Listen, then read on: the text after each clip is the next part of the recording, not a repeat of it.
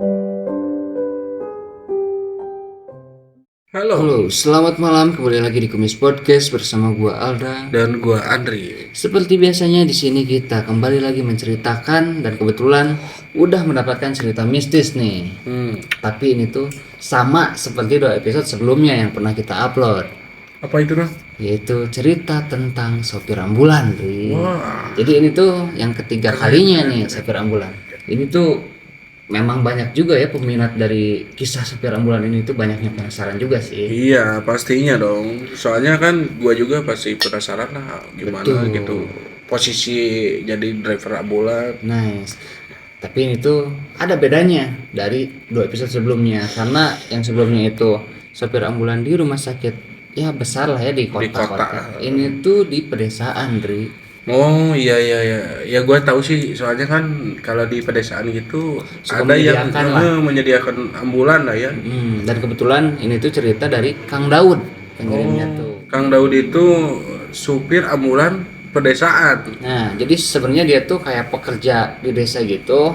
Cuman dia memang bisa menyetir lah, sering disuruh-suruh nyetir juga. Karena memang ini juga dadakan. Nih, sebelum ke ceritanya, lu coba sambil slide, lu coba bacakan apa nih yang ada dalam ceritanya dan latarnya dulu lu sebutin gitu. Oke, jadi ini tuh di sebuah desa.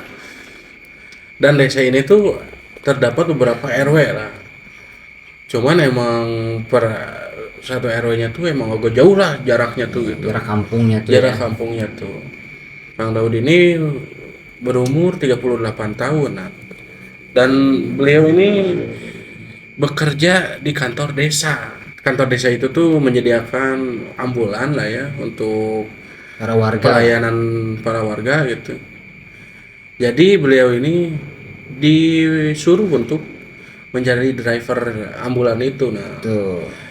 Nah, di sini tuh ada salah satu RW yang menelpon Kang Daud ini untuk meminta bantuan mengantarkan salah satu warganya karena jatuh dari pohon Dan ke itu tuh rumah sakit gitu. lumayan parah ya, Ya, lumayan sehingga sakit. harus ya diantarkan Dilarikan. oleh ambulan gitu untuk dilarikan ke rumah sakit. Ini tuh rumah sakitnya terdapat di kota lah. Tuh. Nah, di sini tuh Bang Daud mengiyakan. Posisi udah agak maghriban lah, karena memang pekerjaan Kang Daud ini di kantor desa udah selesai. Ya harusnya ini udah pulang lah gitu.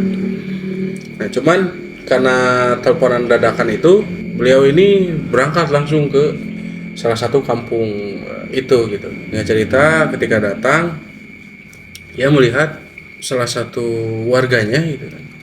Di situ tuh emang agak parah banget lah gitu, karena ternyata ini tuh korban jatuh dari pohon. Dan katanya itu lumayan parah ya, Udah kayak parah banget lah. sampai pendarahan di belakang kepalanya. Iya, makanya diharuskan untuk ke rumah sakit. Nah, di sini tuh Kang Daud ditemani oleh salah satu RT di kampung itu dan beberapa keluarganya lah. Berangkatlah menuju ke rumah sakit. Dari pihak keluarga ini tuh menyuruh untuk Bang Daud tuh buru-buru lah, karena panik mungkin ya. Ya iyalah pasti. Nah, di sini Kang Daud berangkat, Kang Daud ini ngebut, sontak ia tuh mendengar dari perkataan pasiennya gitu kan. Oh iya, jadi pasiennya ini tuh berumur 55 tahunan lah. Nah, di sini tuh bilang, "Keun we jang, teu kudu ngebut-ngebut teuing. Kalau moe da aki mah rek mulang." Nah, di sini tuh Kang Daud karena omongan bapak-bapak ini tuh jadi Membuat agak tenang lah Membuat ya. agak tenang. Soalnya wah ini udah pasti kayak nggak pasti apa-apa lah nggak gitu. apa-apa. Dia juga kayaknya Udah panik-panik berpikir amat. bakal pulih gitu. Betul. Jadi santai gitu. Jadi santai nih membawa mobilnya tuh. Setelah 1 jam perjalanan, Kang Daud ini sampailah di rumah sakit. Ya biasalah ketika sampai itu disambut oleh para perawat gitu kan. Dan korbannya ini tuh langsung dilarikan ke ruangan UGD, ditangani oleh beberapa dokter. Dan akhirnya setelah selesai di UGD, korban ini dikasih ruangan lah, salah satu ruangan. Setelah itu datanglah keluarga yang lain memakai motor. Untuk menjenguk juga ya gitu kan, melihat keadaannya gimana nih. Betul. Singkat cerita, di sini tuh korban mengalami pendarahan lagi di bagian kepalanya. Udah cukup banyak juga nih mengeluarkan darah tuh. Iya betul. Yang awalnya udah ditangani dan udah selesai, di sini tuh mendadak pendarahan lagi. Dan emang lah ya, kalau misalkan kepala kan emang agak banyak juga lah ya. Ya. Sampai sayangnya nih si korban meninggal dunia, dinyatakan gitu. meninggal dunia. Itu tuh pada pukul 8 malam ya. Iya. Setelah ditangani, memang agak lama juga lah gitu, beberapa jam kemudian dinyatakan meninggal dunia. Namun ini tuh memang sebelumnya tidak disangka-sangka ya. Karena korban juga pada saat dibawa di ambulan tuh seperti ya santai-santai aja, malahan gitu bilang kayak ya udah santai aja gitu. Iya, di dalam mobilnya itu tuh pasien bukan tidur jadi duduk gitu. Iya. Karena ngunyar lah bahasa Sunda. Nah, di sini tuh semua keluarganya chaos lah ya, pada nangis gitu karena kepergiannya tuh sangat tidak disangka-sangka lah. Para keluarganya tuh yang awalnya ikut ke ambulan, di sini tuh mereka ikut ke motor untuk mempersiapkan ya di kampungnya lah ya, untuk memberitahu bahwa korban ini meninggal dunia. Jadi akhirnya Kang Daud ini dengan Pak RT tuh berdua memakai ambulan dengan jenazahnya. Betul. Karena keluarganya memakai motor ya. Nah di sini tuh Kang Daud ini udah memasukkan jenazah ke dalam ambulan ini. Dan posisi pihak keluarganya tuh tidak bareng pulangnya tuh dengan ambulan ini lah ya, karena harus cepat-cepat lah ke kampungnya untuk mempersiapkan. Soalnya memang dipesankan oleh salah satu dokter yang menanganinya tuh harus dimakamkan sesegera mungkin lah. Soalnya darahnya keluar terus. Betul. Nah di sini tuh menyisakan 2 orang, yaitu Kang Daud dan Pak RT-nya nih. Akhirnya mereka berangkat. Nah di dalam perjalanan tuh agak melamun lah ya Kang Daud ini, karena dengan perkataan yang dilanturkan oleh bapak-bapak jenazah ini tuh ya agak nggak disangka-sangka lah gitu. Betul.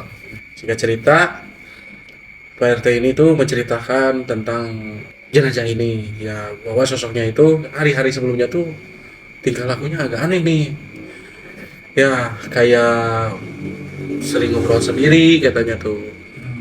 Dan ketika ngobrol dengan sang RT-nya tuh ya kayak gimana ya, kayak ngobrolnya tuh udah ngelantur gitu. Sedikit agak nyambung. Nah itu karena ceritaan dari Pak RT ini ya, Kang Daud ini mungkin memang pertanda gitu. Dan di situ juga Pak RT tuh menelpon ke warga yang udah menunggu di rumah duka nih. Karena sudah harus mempersiapkan kuburannya.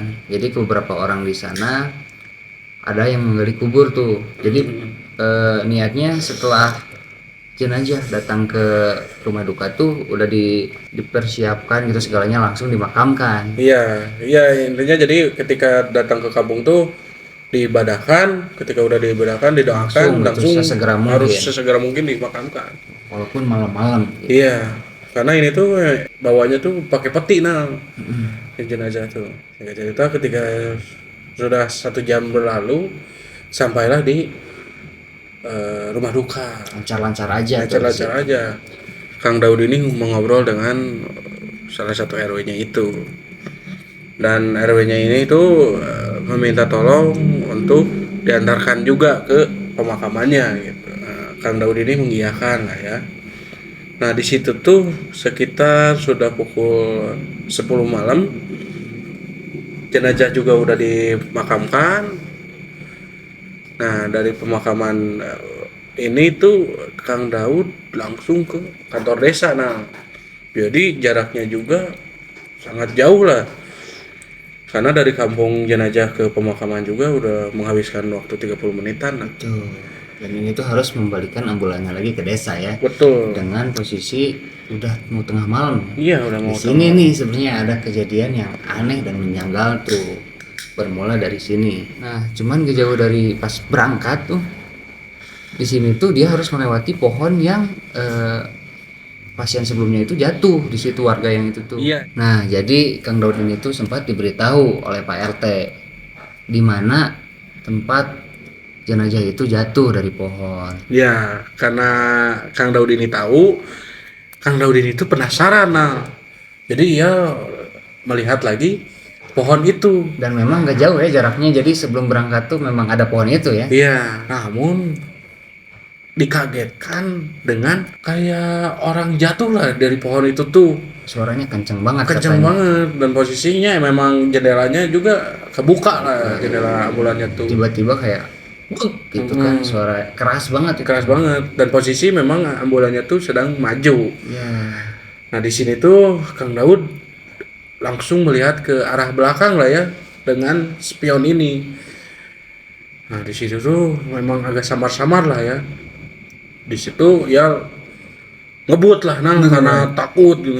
Nah, ketika ngebut, Kang Daud ini dikagetkan lagi nih oleh suara kayak ya Yang suara berbisik. laki-laki, cuman berbisik tuh pakai bahasa Sunda. Nah ya itu bilang kerja kalem we ngebut da abi mah tos mulang. Nah, di sini Kang Daud tuh mulai mencocoklogikan atau flashback Iya. ke perkataan itu, karena dia tuh udah ngeh nih perkataan itu tuh sama seperti jenazah yang sebelumnya diantarkan tuh. Iya. Namun berbeda maksud. Yang pada saat masih ya keadaan hidup lah ya, bisa dibilang. Dia ngomong kayak gitu dan ini terulang. Lagi.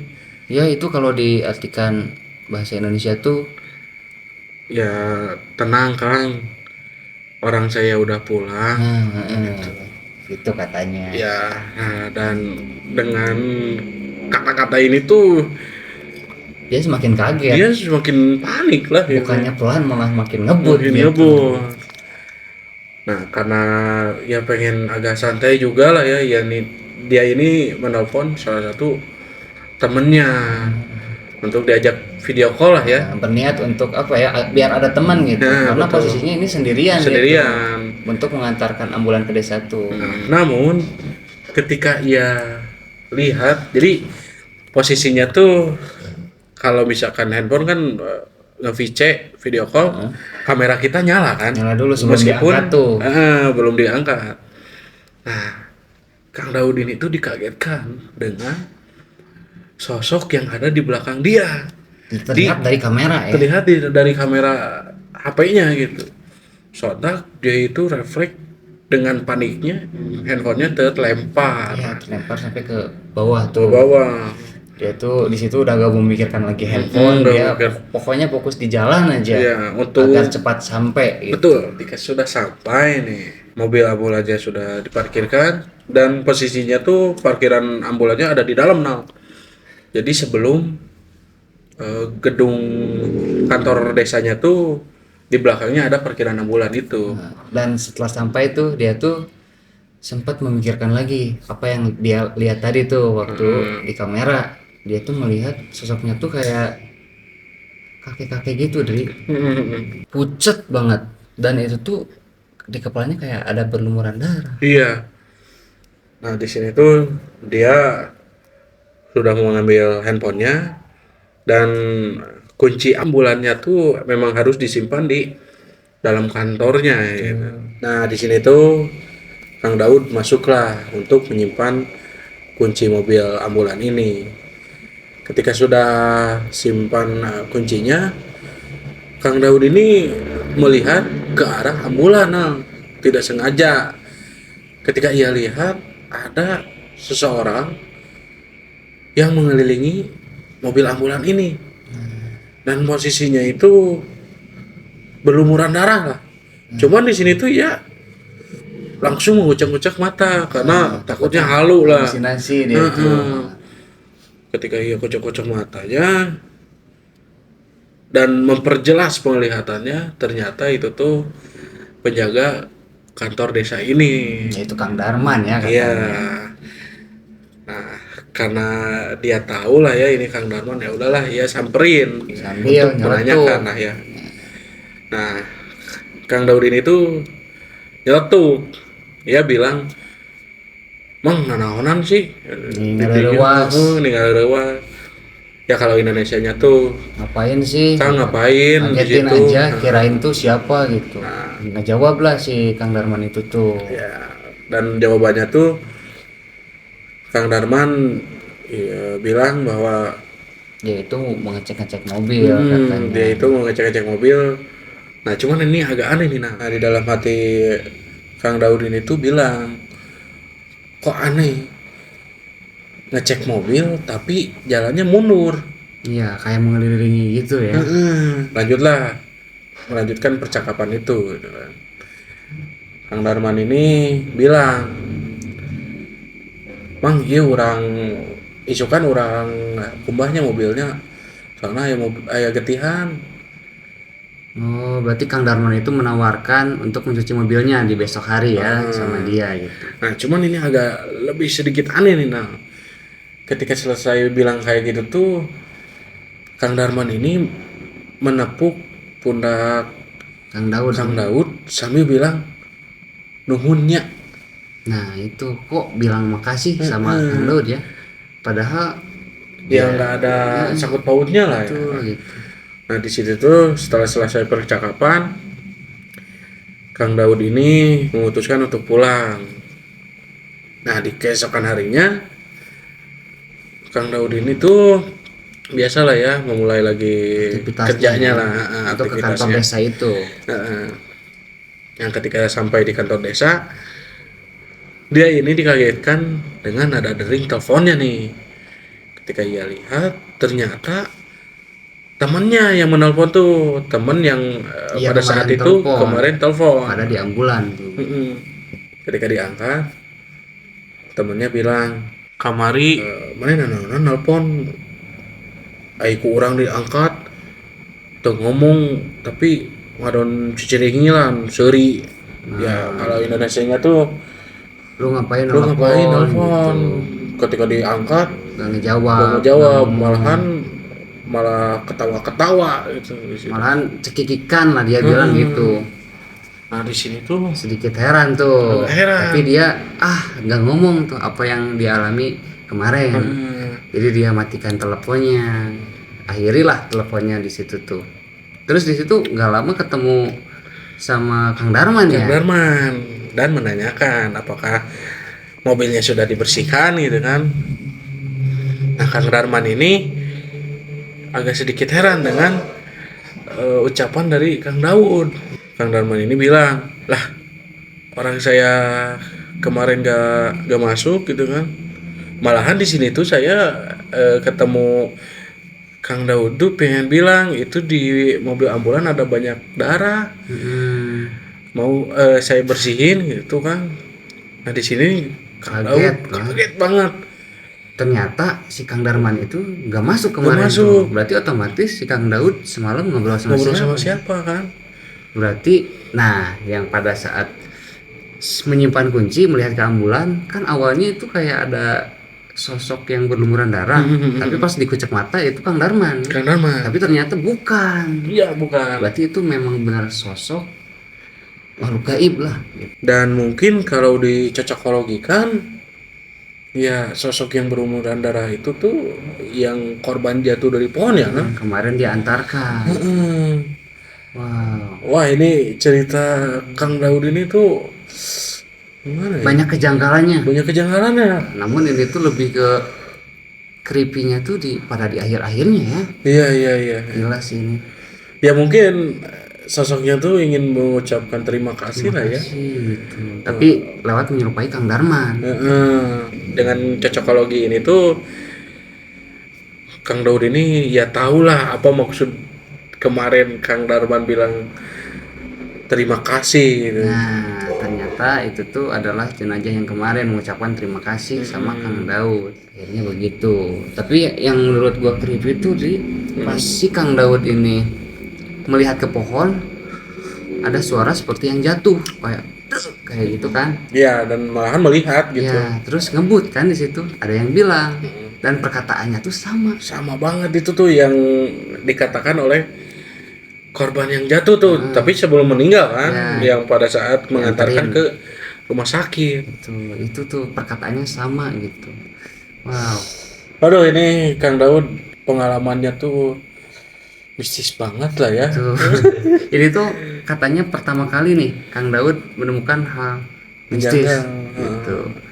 Ya terima kasih juga lah buat Kang Daud ya, udah mengirimkan ceritanya ke Kumis Podcast gitu. Udah apresiasi lah ya. Iya. Dan semoga buat Kang Daud sehat selalu. Itu betul. yang paling pasti. Tidak kapok lah untuk kerja seperti itu ya, soalnya itu membantu juga. Betul, membantu warga sekitar lah ya. Udah gua bilang sopir ambulan itu pekerjaan yang paling mulia. Iya, jasa mereka tuh sangat lah. Mengorbankan banget lah. Iya betul. Dan gak lupa juga buat para kawan Kumis, terima kasih banyak udah setia mendengarkan cerita dari Kumis Podcast, dan ini adalah cerita sopir ambulan yang ketiga kalinya. Iya, dikirim oleh kawan Kumis kita. Makasih banyak udah setia mendengarkan. Betul. Oke, mungkin hanya itu lah ya cerita di episode kali ini. Iya, oke. Mungkin itu aja. Kami Kumis Podcast undur diri. Saya Andri. Saya Alda. Tunggu kami di episode berikutnya.